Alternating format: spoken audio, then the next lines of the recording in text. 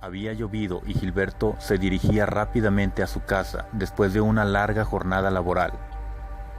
Al pasar por un camino entre la zona selvática, hay un gran árbol cerca de un estanque. Se percató que una serpiente algo robusta y no muy larga, de un color grisáceo oscuro, saltaba increíblemente para comer los frutos de ese árbol o sacudirlo a manera que estos cayeran al suelo. Al mirar aquella serpiente, Gilberto quedó asombrado, pues nunca había mirado algo semejante. También mencionó que la piel de este animal contaba con una especie de patrones que no logró distinguir del todo bien. Este animal no podía subir al árbol como normalmente lo hacen las serpientes, pues su tamaño no era suficiente para lograr deslizarse por entre las ramas, por lo cual tomaba impulso como un resorte para llegar a lo más alto que podía del árbol, donde colgaban varios frutos y así comerlos o jalar de ellos. La serpiente no se percató de la presencia de Gilberto, por lo que éste se fue acercando un poco más para saber de qué exactamente se trataba, pues al ser algo nuevo para él, quiso investigar un poco más, ya que no tenía la manera de grabarla o capturarla, además que no sabía si ésta podía ser peligrosa. Al momento que la serpiente presintió la presencia de este hombre, de inmediato se escabulló por entre la hierba poco alta hacia un área despejada y de pronto desapareció, como haciéndose invisible, por lo que probablemente se piensa que puede ser un método de camuflaje.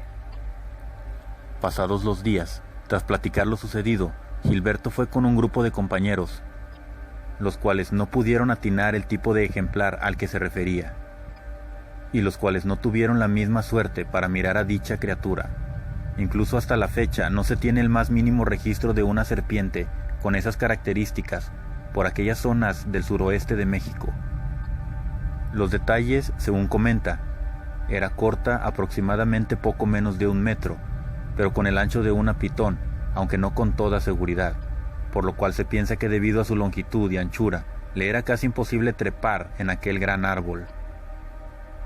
Es difícil tener tan siquiera una idea del tipo de especie de la que proviene, el mecanismo que utilizaba para tomar impulso y así comer, de qué otras cosas se alimentaba y de qué familia proviene esta extraña serpiente, además del clima necesario para su supervivencia. Esa fue la única vez que se avistó este extraño ejemplar, que si bien podemos cuestionar que era una serpiente u otro tipo de especie de animal, el cual no se tiene en los archivos de la fauna de aquella región. Como una nota extra y rara por demás, las características y la descripción de este pequeño ser, curiosamente coinciden con el de una especie de críptido de la mitología japonesa.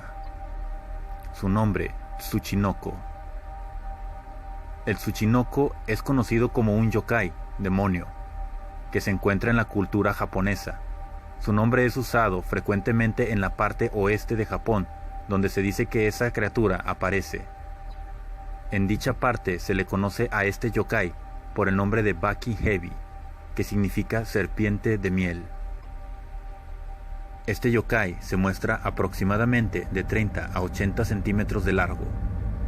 Su apariencia es la de una serpiente, pero con un grosor central que es mucho más grande que su cuerpo y cola. Este yokai también posee grandes colmillos venenosos al igual que una víbora.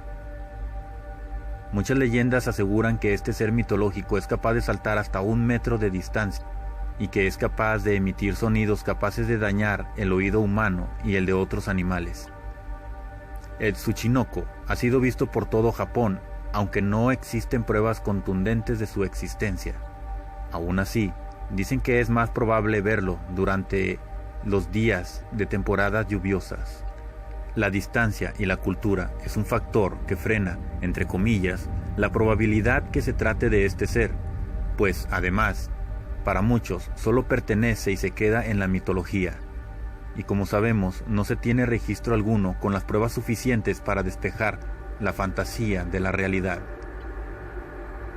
Ya por último, hay que recordar que aún hay una cantidad innumerable de especies animales que nos faltan por descubrir y estudiar. tanto en tierra como en el mar. Quizá Gilberto fue el descubridor involuntario de una especie oculta en esos lugares húmedos y solitarios, en aquellas regiones donde los cerros verdes y abundantes en fruto atraen a una fauna que debe valerse de sus habilidades para seguir existiendo, o simplemente tuvo la fortuna de encontrarse casi frente a frente con una criatura legendaria.